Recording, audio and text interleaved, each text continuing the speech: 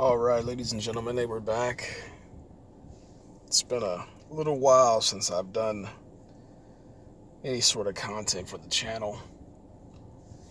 So I decided to come back today and talk about the latest news with Zack Snyder and his update for the Justice League Snyder Cut.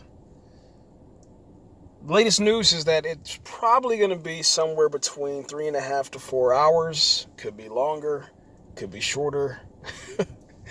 But when he talked about how much footage he has, and I guess trying to bring justice to the Justice League, and I guess, close this chapter on his life also, there is a lot of footage, man. So,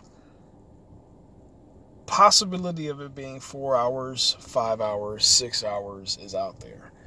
And the biggest news, and I guess news that wasn't official, like a bell and a whistle, but now it is, the DCEU, or the DC Cinematic Universe, DC Films, whatever you want to call it now. Zack Snyder has officially stated that his movies are no longer canon. So whenever you're on HBO Max, whenever you're enjoying, a little bit of content that they have for the DC comics universe, there's, animated films, there is the Joker, Wonder Woman, AQUAMAN, Shazam, Batman vs. Superman, Dawn of Justice Ultimate Edition, the Suicide Squad. And what's missing is Harley Quinn's Birds of Prey and Man of Steel. And of course you have, Justice League on there, but nobody really wants to talk about that. So what's really interesting, man, whenever Zack Snyder stated this, is that it makes sense. I mean, obviously, TNT, USA, and Sci-Fi have the rights to Man of Steel on television, so therefore it can't be on the streaming service. But it kind of makes you wonder a little bit, what's going on with, what's the reasoning, obviously besides the money grab for HBO Max, what's the reasoning for them giving Zack Snyder this opportunity to finish up the Justice League? And if they're doing this, if the reasoning behind it is just for the money grab, just for the subscribers, or are they doing this because they want the Flash to reboot everything? And I just, man, I tell you, it's frustrating. I'm not going to get that involved in it anymore because I'm just getting a little bit older, to be honest, man, and I really don't care about it anymore, There's just more important things in life, especially, with the current events that's going on, But I just think about all of the people that are involved in making these properties. Let's go to Hans Zimmer for a second. Hans Zimmer changed everything when he created a brand new score for Superman. And with Man of Steel, Batman vs. Superman, Dawn of Justice, the theatrical version and the Ultimate Edition, it was something that had never been done before. Every other person, every other director, every other team, every other production decided to stay with the old school Christopher Reeves, and it was cool. You know what I'm saying? I was like, yeah, that's dope. Superman the movie 2, and Superman the movie 3, and Superman the movie 4. And, the Adventures of Superman, the Adventures of Lois Lane, Superman and Friends, all of this stuff that we've been through, Smallville, and even this new CW version, we don't know what the score is going to be, but I'm almost positive they're going to try to get that old familiar sound, that da da da da da da da da da da da da da, and that's cool. That's cool. That's fine, man.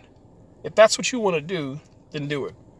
But the problem with that is that with Superman being the alien and them trying to, as far as the teams that are in charge of Supergirl, Superman, Smallville, all of them. He's an alien. He's no longer this truth, justice, and the American way. And everything has changed now. America is no longer what it was. The hope that this nation gave everybody in the world, it's no longer the case anymore, man. America is in complete and utter disarray. So my thing is, why not create something new? Why do we have to go back and take something that to me was literally cinematic perfection with Superman the movie and everything that followed after that, and then try to reboot it again and again and again and again? And my thing is, man, the thing about Warner Brothers, and I don't want to get into a rant, but the thing about Warner Brothers is that instead of sticking with their guns, instead of saying, hey, we made a decision, we're going to go with it, no matter what happens, we're going to continue going forward, they pander to the stockholders. They pander to the people that are bringing in the money. And you can't continue to function that way. And the reason why I say that is because think about all the properties that Warner Brothers has that they're not doing anything with. From, let's go with like Looney Tunes, for instance. Looney Tunes is completely watered down. There's nothing, that it doesn't resemble anything of the past. It's something new. But the jokes don't hit. There's nothing funny about Looney Tunes. And if you can't make Bugs Bunny funny after 80 years, then what's the point of going forward? It's like, for some reason, they want to just continue rebooting. And I got a feeling, man, I really do, with the Flash coming up and, with the DC fandom event on the 22nd of August, that they're going to probably reboot Superman in a way that it's just going to ruffle feathers again.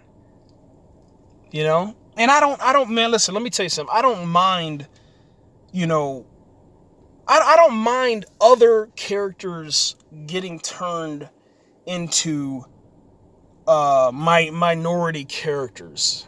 You know what I'm saying? Like, I don't mind Batwoman becoming black. Okay? I have no problem with that whatsoever. And especially it's season 2.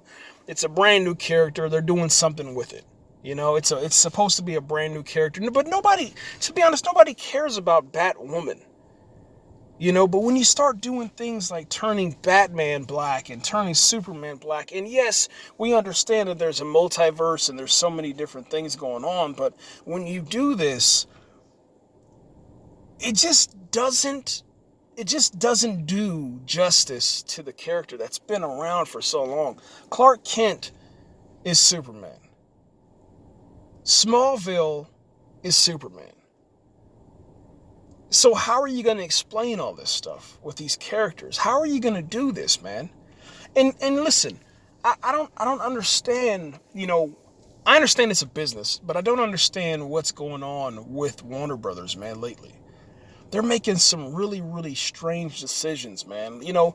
Bringing back characters that are 60 and 70 and 80 and 90 years old. And I mean actual actors, man. Like, these guys are old as dirt, man. The same thing with, CBS and Star Trek, bringing back, Captain Jean-Luc Picard. It's awesome.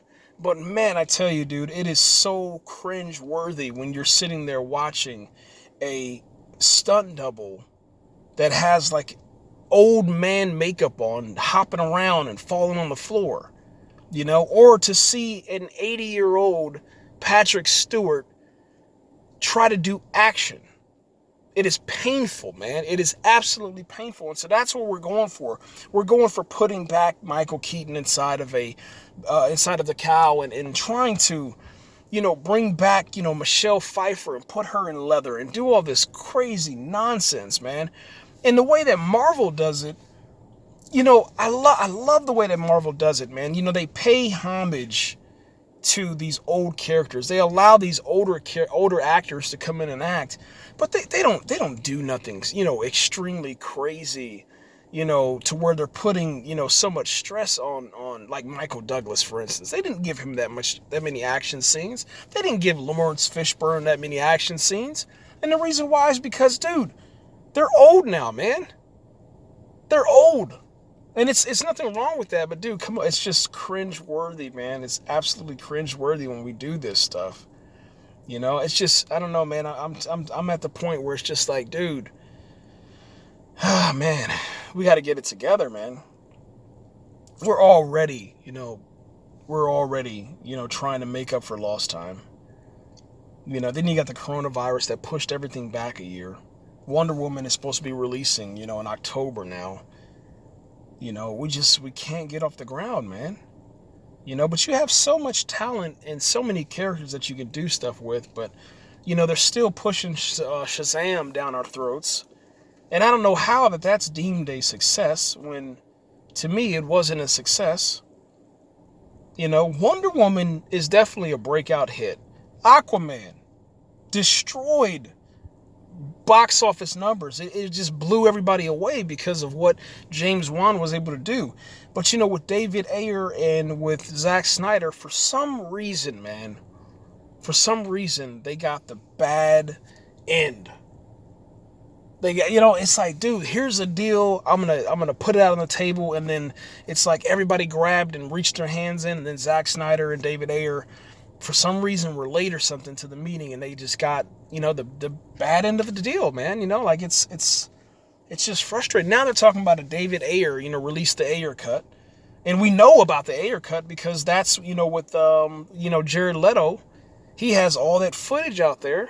The same way that, with Ray Fisher, all this footage is supposed to elevate and put Ray Fisher out on the map, And it's crazy, man. They're talking about Ben Affleck has signed a new contract for HBO Max for Batman. And I'm fine, dude. I love Ben Affleck. I think it's great. And I got to talk about that a couple of times.